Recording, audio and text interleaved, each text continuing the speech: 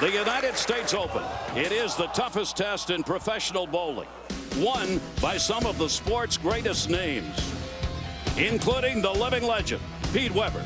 In fact, PDW has won the Open 4 times. And today, in the 69th edition of this great tournament, the 49-year-old will try for a record number 5. Standing in his way, Ryan Shafer, the perennial bridesmaid who has never won a major, despite making 13 televised finals, as well as the red-hot two-hander, Jason Belmonte, and number 1 seed Mike Fagan, the Masters winner who is trying for back-to-back major titles. Weber must get past them all to become the greatest U.S. Open champion ever.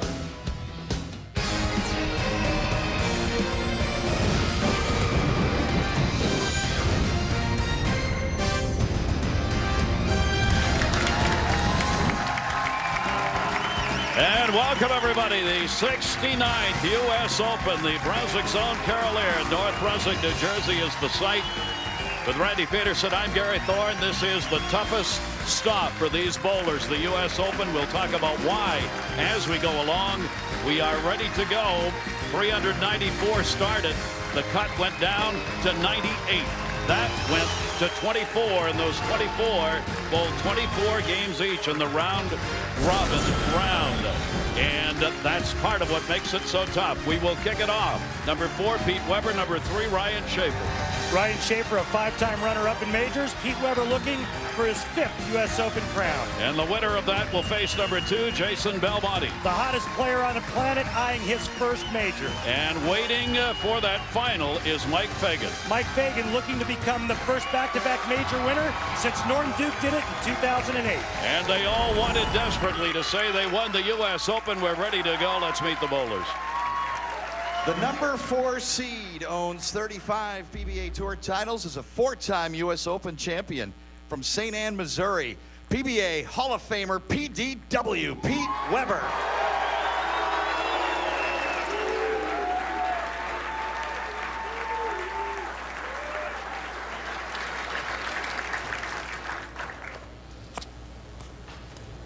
All right, Pete, you know what to do. Just let the ball go. You're listening to him live. He is the number 4 seed.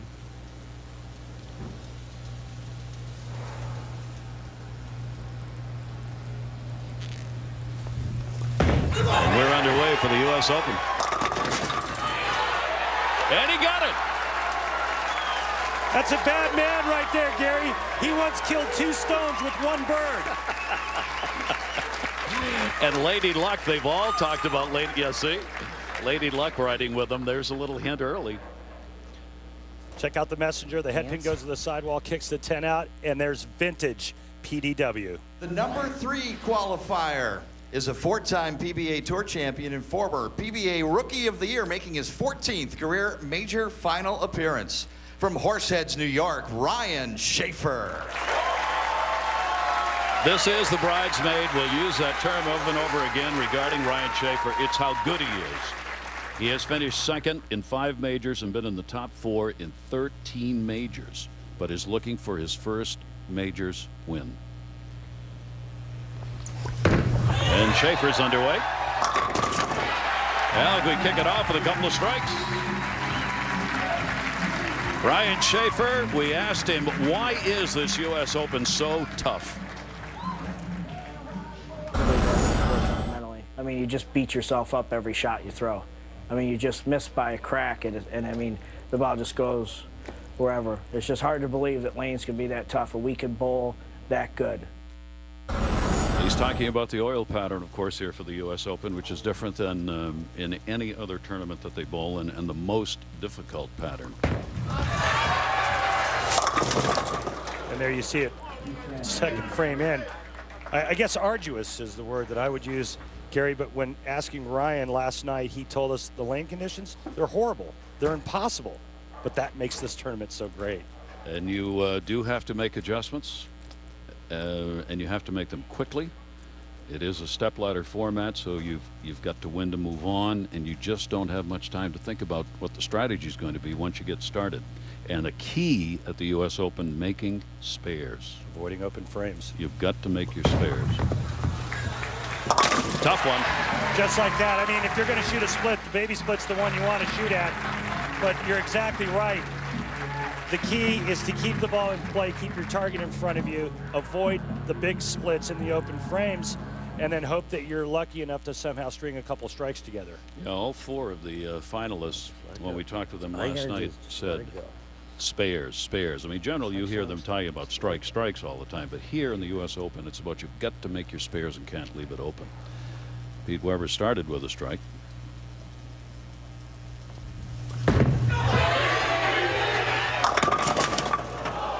Ooh. Not the split you want to see. The 410. And this is what you see, or what we're going to see all day long. And as the lanes break down in transition, the players need to stay on top of that. It doesn't take much of an errant shot. Pete's going to get his ball over in here and throw that 4-pin into the 7.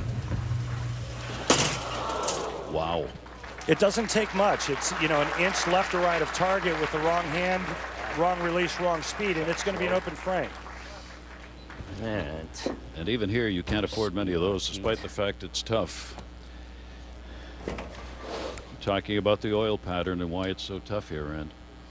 42 feet in length, extremely flat. We'll get into it a little bit more in a bit, but it is by far the toughest oil pattern on tour. Just to give you a little nugget, over 8,000 games bowled throughout this tournament, only one 300 game by Jason Couch. Think about that. He needs to get back with a strike. Does. He's locked in and looks good on the left lane. He'll need to make an adjustment and figure out what to do on the right lane. It's a nice comeback. And you see signaling himself there what he was up against and trying to make that quick adjustment. Now Ryan Shafer. Shafer trying to take advantage of that open frame now and this dig into an early lead here.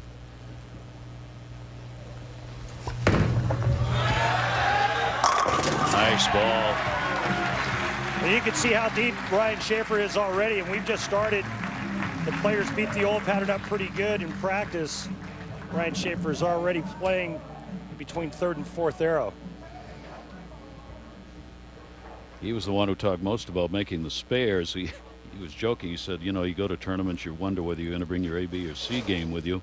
He said, I came here to the U.S. Open and figured I got my E game with me. He said, that's how tough these lanes are and how tough it is to stay focused on it.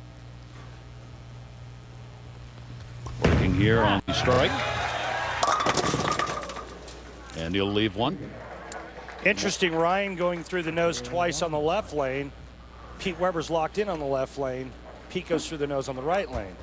The difference in styles, the difference in bowling ball rotation. A nice break here, though, and tripping the split out. And again, another key throughout the course of a U.S. Open tournament is you're going to go through the nose. It's how many times can you break up the big split and only leave yourself with a single and spare. For the spare. And he got it.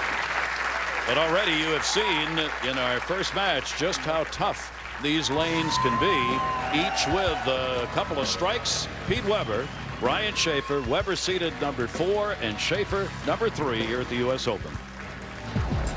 The 69th U.S. Open is brought to you by Budweiser. Great times are waiting. Grab some buds.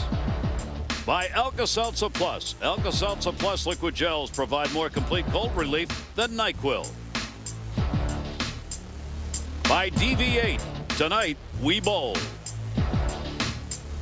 And by the USVC and its 2 million members. To find out more about USVC, log on to bowl.com today.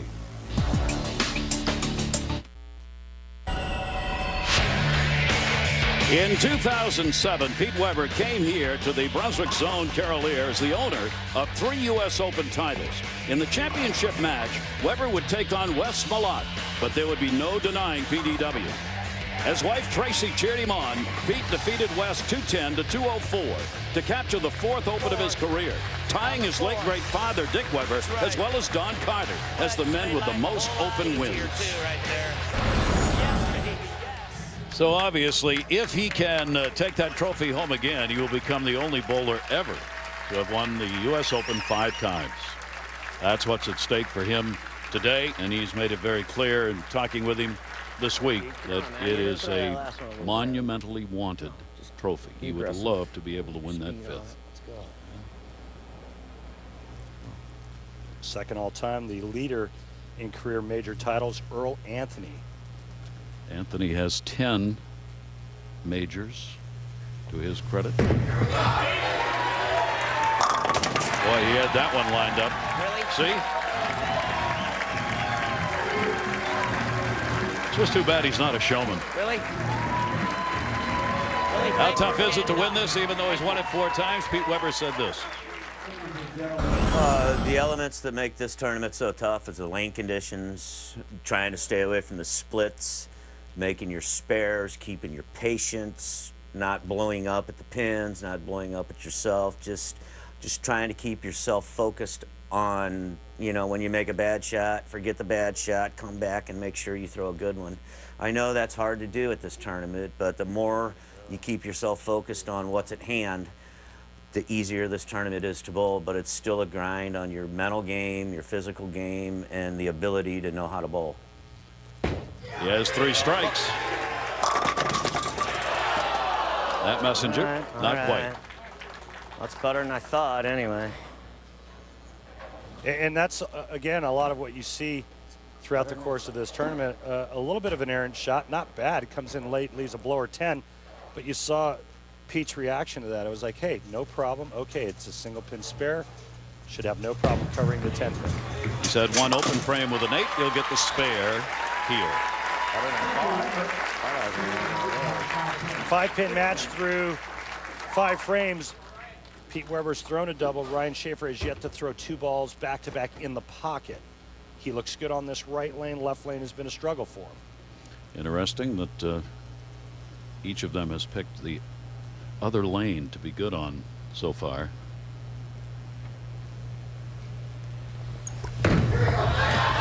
Push. And he will be going for the spare.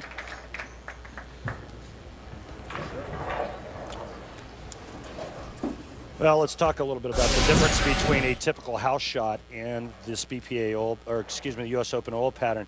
Typical house shot, there's dry to the outside, a boatload of oil in the middle part of the lane. So what happens is when you miss outside, the ball hits friction and it hooks back. I'll get to the U.S. Open oil pattern here in a second. Spare. All right, so let's talk U.S. Open oil pattern. U.S. Open oil pattern, dead flat. You get the ball right, it hangs. You get the ball going up or inside target, it's going to go through the nose and it's going to spell disaster.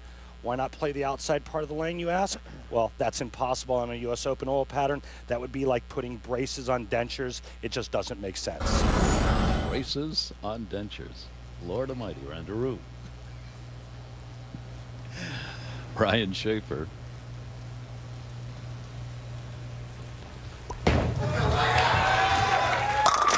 He's on for that one. So he follows it up with a strike. Well, that's a good sign if you're Ryan Shafer. Now you finally hit the left lane. Just a pinch high on the right lane, avoided the 4-9 split. He's managing things very nicely right now. The 2 words we have heard from all of the bowlers, but these 4 in particular regarding the U.S. Open. Patience has been number 1. That's been repeated over and over again. You must have patience. You're looking at the other finishers, the top 24, and the 4 who have made it here to this championship round this Sunday. Pete Weber. That's the one that's standing up for him so far when he's run into problems today. You're looking at 2 players that have a ton of major championship experience under the bright lights, television experience in majors. Ryan Shafer, Pete Weber. Stay on. And it went off. He knew. He knew before it got there that he had not gotten the break he wanted on that, and he will leave that frame 3 open. times I've missed that pin the last day. Boy, and this is something that you wouldn't expect from Pete Weber, especially when he's trailing in the match. Couldn't have happened at a worse time, but getting back to the experience aspect, this is Pete's 8th U.S. Open telecast. Ryan Shafer has made the top 5 in majors 17 times. So tons and tons of experience. I'm a bit surprised at what Weber just did there in the 6th. He talked about his experience being what he thinks brings him the calmness to be able to adjust here at the U.S. Open. He needs a strike here, and he got it. Well, he needed that. You're right, Gary. But now he's got to hope that Ryan Shafer doesn't double up here. Frickin' spare. Shafer has not had 2 strikes in a row. Strikes in 1, 3, 6. It almost seems like Weber bowls better when he gets this attitude he's got now. You know, he's really ticked off about missing that spare. When he's a little more relaxed, he seems to kind of, you know, get a little lapse of concentration. Ryan Shafer's talked about getting the lead here at the U.S. Open, and then in the previous rounds, hanging on to it. That's what he's trying to do here. Ooh. 1-2-4-10, Washington. And you can see just how quickly things can change. That looked like it was fast and wide of target out of Ryan's hand. Remember the last time on the right lane, he went just a little bit high, leaving the 4-pin, and this ball goes right through the end of the pattern and never has a chance to hook back.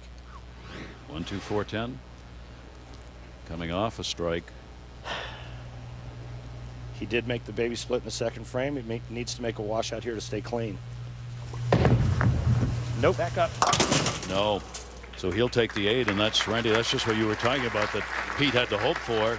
It's happened. Exactly right. Now it's a 2-pin match. Yep. Weber working on a strike in the 7th.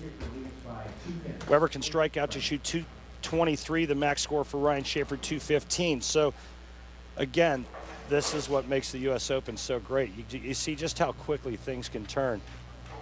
If Weber makes the 10-pin in the 6th frame, Weber's got the outright lead. See how Shafer responds. Pretty darn well, I would say. See a lot of Brooklyns at the U.S. Open, too, but I'll tell you one guy that doesn't like to see a Brooklyn thrown at him, that's that guy right there. Re-rack, please. So easy to do here. You get one shot a little bit wide and it misses a head pin. Right. Real easy to pinch it off and get it going a pinch left. And when you do that on this oil pattern, that's when you start hoping for a Brooklyn strike. He's got 4 strikes, 2 on the left, 2 on the right. Don't sissy this ball. You see what Ryan Shafer did in terms of averaging through qualifying, 223. Your exempt players there in the middle. The amateur players, some 44 pins shy of Ryan Shafer. And that's the difference between bowling on a house pattern and not seeing this typical U.S. Open oil pattern. The Weber now looking to catch up here, and that's the way you do it. Yeah, he's got the lead now. His wife Tracy on hand watching. How many bowling matches has she set through in his great Hall of Fame career? Again, you see that demeanor, how it changed when he missed the 10-pin. You know, he was like having a good time out there, and oh, it's really fun to be out here. And now he's PO'd. Do it right. Do it right. Strikes in 3 and 4, strikes in 7 and 8.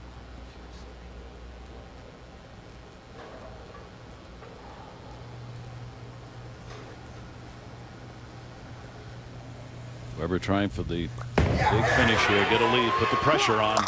He does. There you go. That's the Pete Weber that you like to see.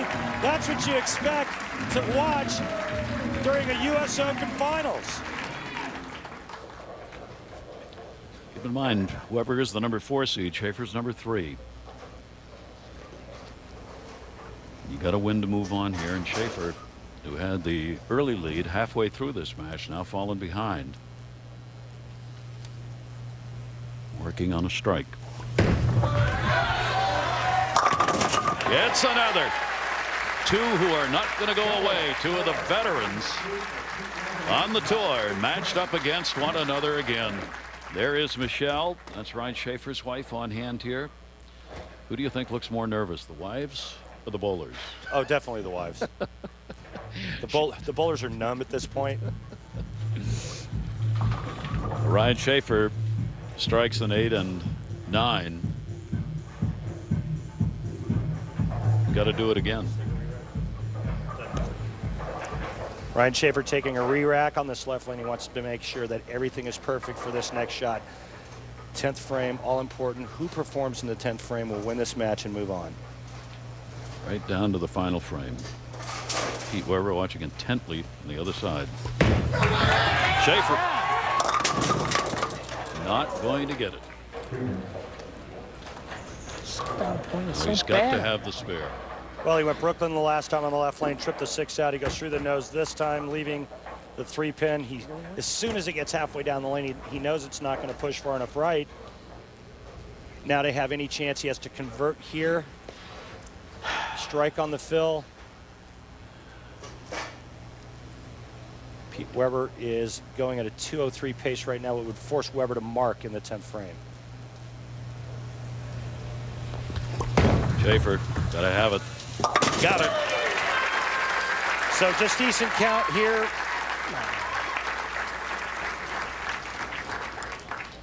He will force Weber to mark. And remember, getting a mark at U.S. Open when you need it, not so easy. Not so easy, as we've seen in this match early on.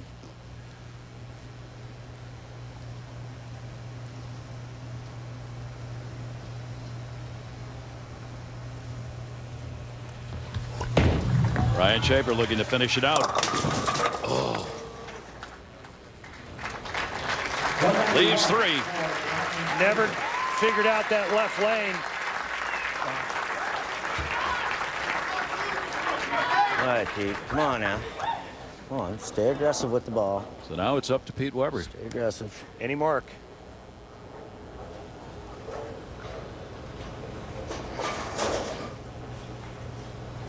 You missed it there. He said, be aggressive.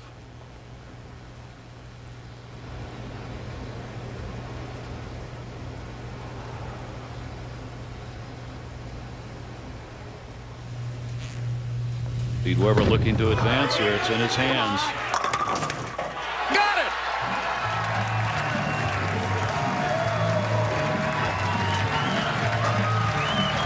That was for you, Rob Stone. A Pete Weber ham bone at the U.S. Open. So he has defeated Ryan Shafer. He's going to advance. Jason Belmonte will be up next against him. And for Ryan Shafer, another tough U.S. Open. Finishes it off with a strike. So the bridesmaid, Ryan Shafer, will have to play that role yet one more time. And Pete Weber trying to become the first bowler ever to win 5 U.S. Opens. He's giving himself a chance as he's going to move on. The Hall of Famer has won his first match of the 69th U.S. Open. Well, the crowd got themselves a great first match as the Hall of Famer Pete Weber has beaten Ryan Shafer and will move on to the second round and is going to try and go from 4-1.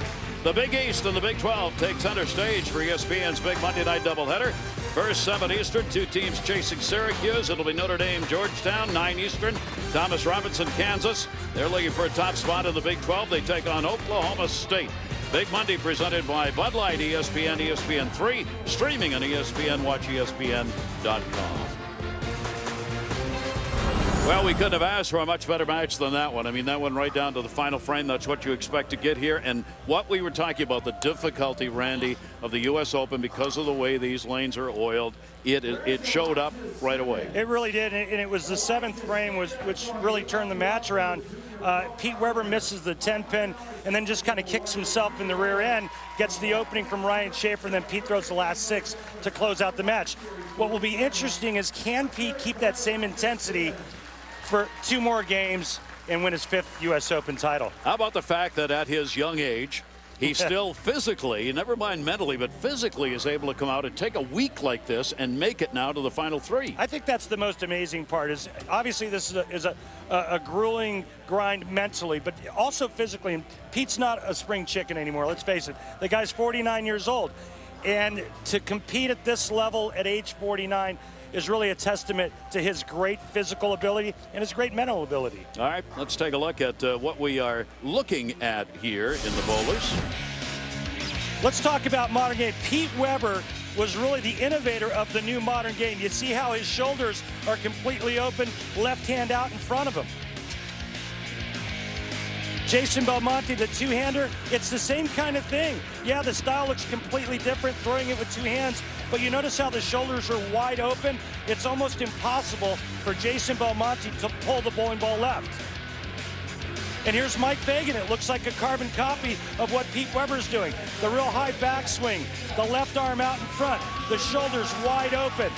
Three totally different styles when you look at them at full speed, but when you really break it down, lots of similarities with these three players. This is a real interesting match coming up here with a hero going against the man who really loved him.